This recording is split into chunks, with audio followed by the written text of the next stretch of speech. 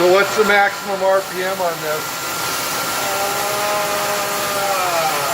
Probably 4 grand. 4,000? It sounds pretty smooth. Have you ever replaced the spindle? No. No? No, we may have replaced the motor.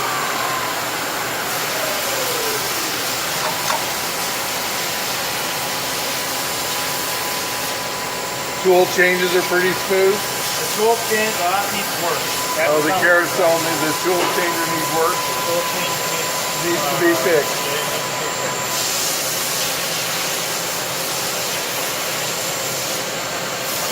It's done running now. Oh, it's done running? Yeah. Okay. You want me to run it again?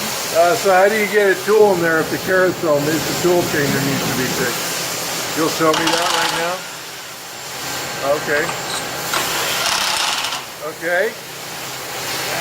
So can you show me changing the tool? Well, manually. That's fine. Here's what it is.